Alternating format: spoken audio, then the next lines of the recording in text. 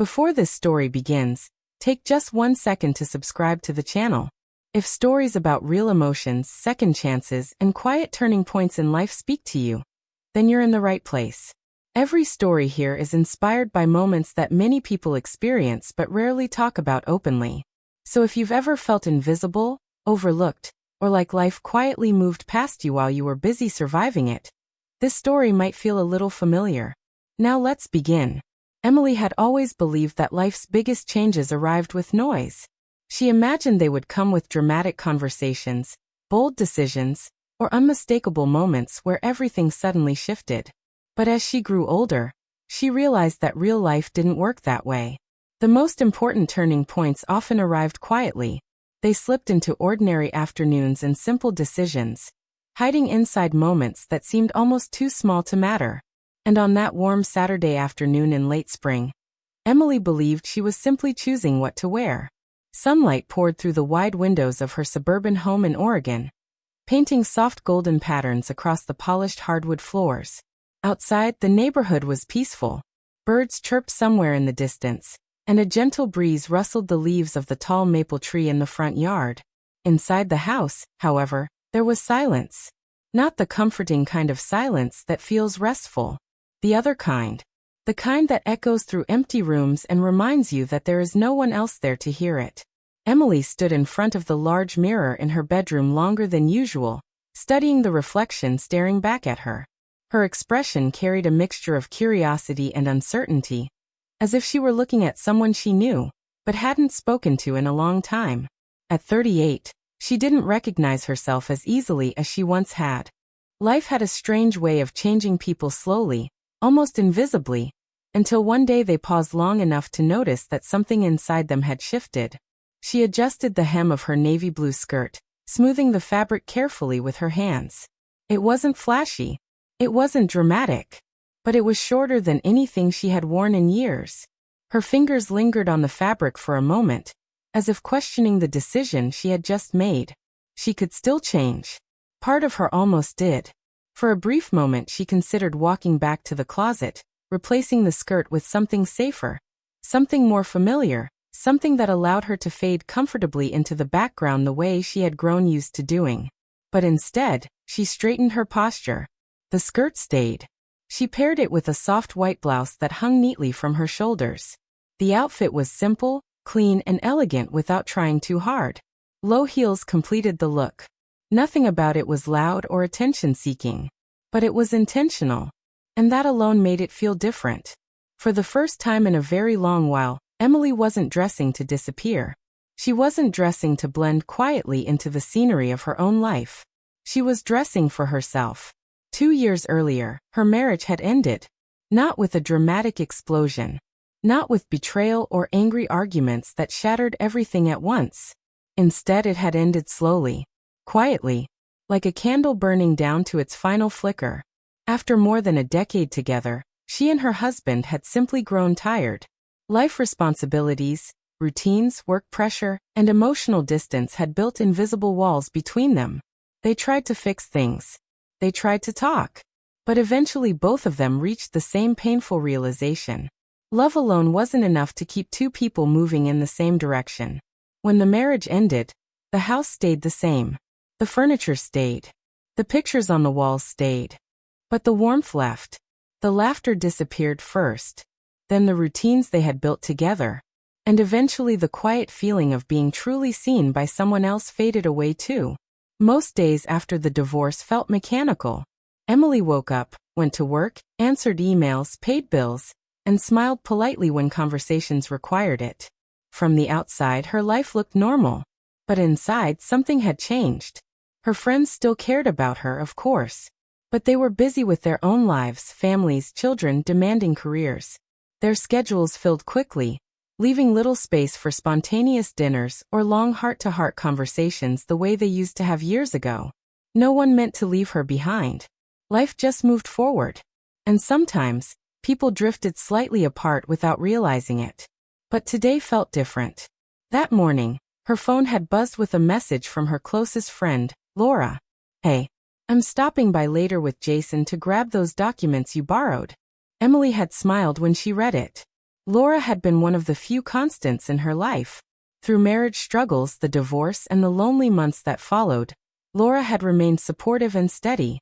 Jason, Laura's son, had always been part of that friendship, but mostly in the background. Emily had known him since he was a child. She remembered birthday parties filled with balloons and loud laughter.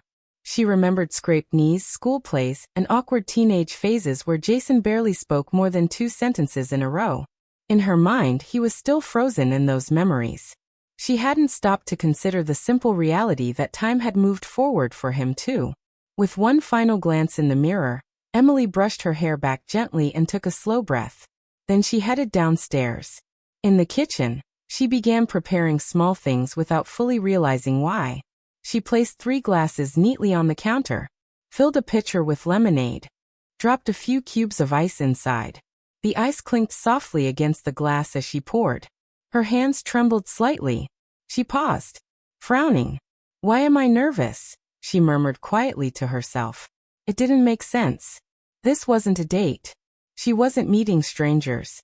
It was just Laura. Just Jason. Yet something about the day carried a strange feeling she couldn't quite explain. Before she could think about it any longer, the doorbell rang. Emily inhaled slowly. She smoothed her skirt one more time and walked toward the front door. When she opened it, Laura stood there first. Her familiar bright smile instantly filled the doorway with warmth. "Hey, Laura said cheerfully as she stepped inside. "Thanks again for letting me swing by." "Of course," Emily replied warmly. Then her eyes shifted slightly. Jason stood just behind his mother. And for a brief moment, Emily didn't recognize him. He was taller than she remembered.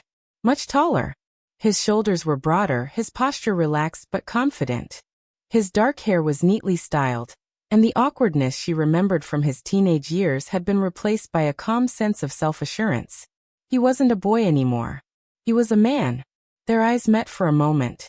Jason's gaze flickered slightly, instinctively dropping toward her outfit before returning to her face. The movement was subtle, almost invisible, but Emily noticed it. "Hi, Jason," she said calmly. "Hi, Emily," he replied, clearing his throat slightly. Then he added something unexpected. "You look nice." The compliment was simple, but sincere. Emily felt warmth rise to her cheeks. "Thank you," she said softly. Laura, completely unaware of the quiet moment that had just passed between them, continued chatting as they moved toward the living room. Jason sat down on the couch, resting his hands neatly on his knees while listening to the conversation. Emily took a seat across from them. Out of habit, she crossed her legs slightly, and once again, she noticed Jason glance away almost immediately. Not staring, avoiding. The small detail lingered in her thoughts. Laura continued talking about work frustrations, office politics, and the chaos of managing a busy team. Emily nodded occasionally, offering comments when needed. But beneath the normal conversation, a strange awareness filled the room. Emily couldn't explain it. Nothing inappropriate had happened. Nothing uncomfortable. Yet something subtle had shifted in the atmosphere. After a few minutes, Laura's phone buzzed. She glanced at it and frowned. "Oh no. I completely forgot. I need to call my boss." She stood up and gestured toward the door. "I'll just step outside for a minute." Then she turned toward Jason. "Can you grab the papers from Emily while I'm gone?" "Yeah, sure, Mom," he replied. Laura stepped onto the porch, leaving the front door slightly open behind her. Suddenly the house felt quieter. Jason stood up. "Where are the papers?" he asked. "On the dining table," Emily replied. "I'll grab them." She walked toward the dining area. She could hear his footsteps behind her. Not too close, but close enough to notice. When she reached the table, she picked up the stack of documents and turned around. Jason was standing nearer than she expected. "Here you go," she said, handing them to him. "Thanks," he replied.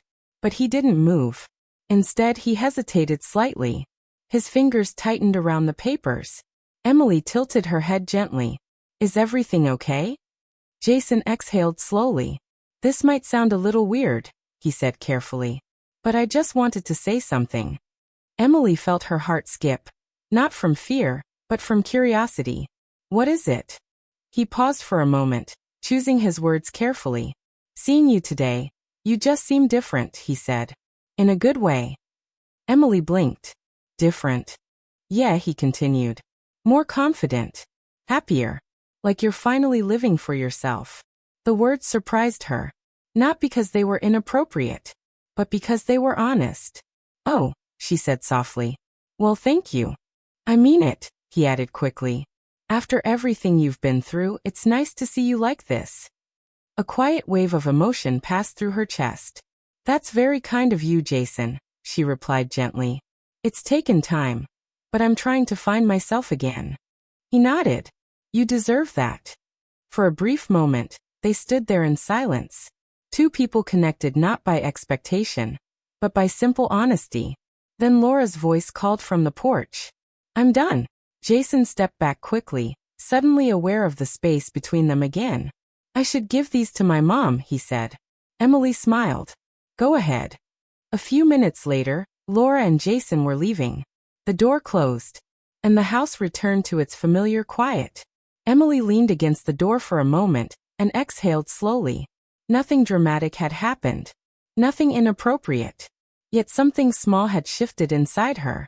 For the first time in years, she hadn't felt invisible. And sometimes, the smallest moments are the ones that quietly remind us we're still alive.